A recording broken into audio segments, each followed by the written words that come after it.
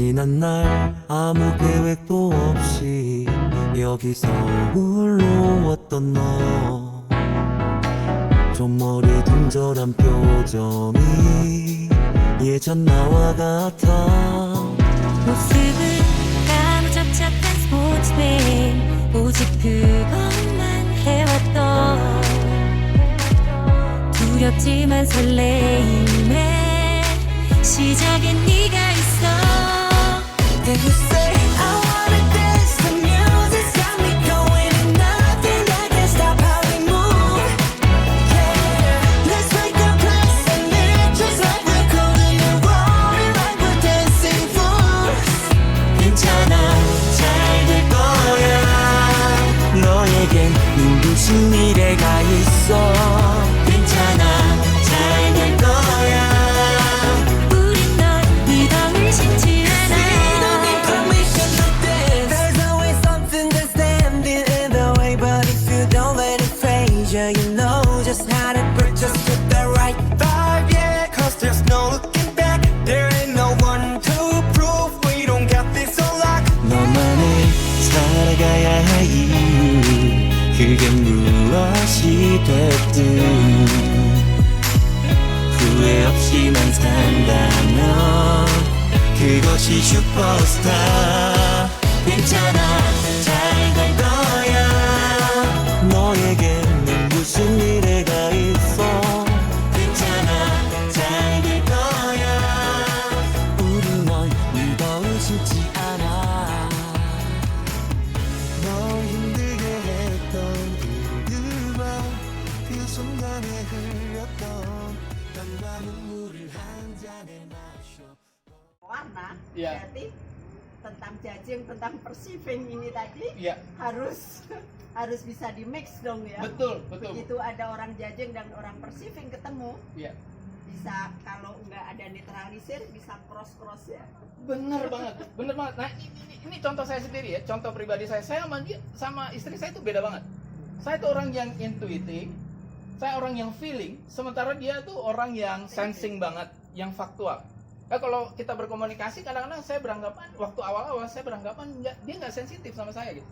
Saya misalnya udah sedih-sedih, melo sendiri, dia apa nih, maksudnya apa gitu. Jadi, tapi saya belajar untuk memahami, nggak fair kalau saya menggunakan standar saya untuk berkomunikasi sama dia.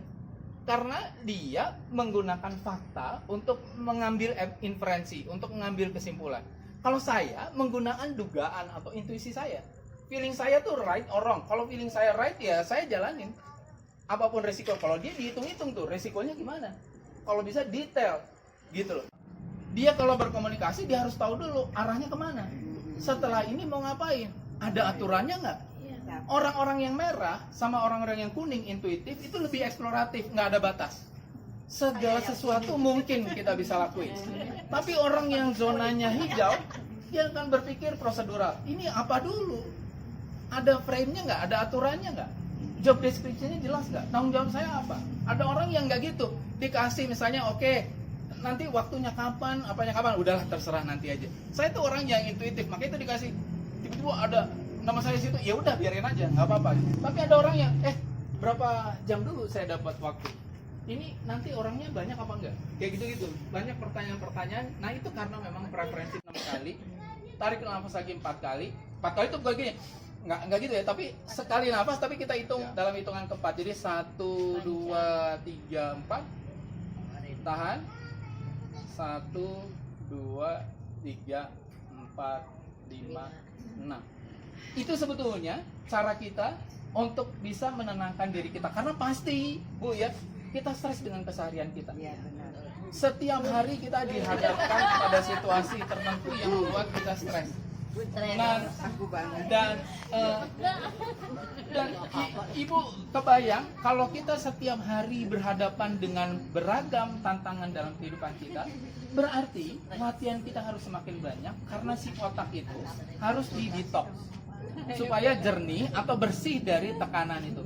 Dan Ibu tanpa sadar pikiran-pikiran kita itu akan menggerogoti kesehatan kita. Karena begitu kita stres, maka yang muncul adalah kortisol. Kortisol itu menurunkan imun sistem atau sistem kekebalan tubuh kita. Nah, kita nggak sadar bahwa kita nanti secara perlahan itu akan menggerogoti kesehatan kita dan timbullah yang disebut penyakit degeneratif. Bapak dan Ibu, penelitian terbaru itu menunjukkan kenapa dulu nggak ada autisme, tidak ada ADHD dan sebagainya. Ternyata ada variabel yang banyak yang mempengaruhi itu. Salah satunya adalah tekanan kehidupan kita. Jadi Ibu dan Bapak sekalian, itu yang kita juga harus kelola dan epigenetik. Kadang-kadang kita nggak sadar bahwa apa yang kita rasakan pada saat kita berinteraksi dengan orang lain dan kita mengandung janin itu bisa diturunkan ke janin kita gitu. Jadi itu yang namanya epigenetik sekarang. Kenapa itu jadi penting? Karena ekspresi kita ketika kita merasakan sesuatu, maka dari itu perlu penting untuk latihan pernafasan, Bapak dan Ibu. Yang kedua, caranya adalah setiap kali kita berhadapan dengan sesuatu dan kita merasa tenang, beri reward buat diri kita sendiri. Wah, saya bisa melewatinya dengan sikap yang tenang. Otak itu sangat suka dengan reward, karena reward itu adalah dopamin dan neuromodulator. Neuromodulator itu adalah memodulasi sistem saraf kita sehingga kita bisa punya behavior yang berbeda. Tapi itu perlu dilakukan secara berulang kali, karena kalau nggak kita lakukan itu bakalan balik lagi, karena saraf yang sudah terbentuk, kepusingan kita yang sudah terbentuk beberapa lama itu menjadi sistem saraf yang melekat kuat di dalam otak kita. Maka dari itu mengubah kebiasaan itu sulit banget. Caranya yang ketiga adalah setiap kali muncul hal yang negatif, balik dengan hal yang positif. Artinya apa? Hal yang negatif yang muncul di dalam otak kita secara langsung kita tiban dengan sesuatu yang baru. Itu yang disebut sebagai stacking. Stacking itu kayak stack di pohon, di stack gitu dengan kebiasaan yang baru. Kebiasaan yang lama kan negatif nih, kita kayak marah, kesel, apa segala macam. Setiap kali itu muncul, kita muncul.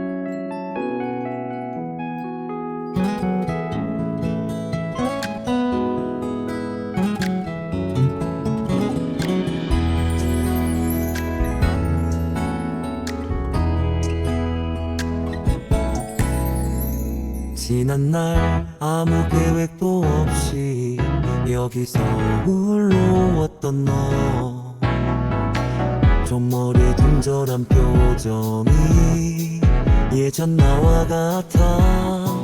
모습은 까무잡잡한 스포츠맨, 오직 그것만 해왔던 두렵지만 설레임의 시작엔 네가 있어. Then you say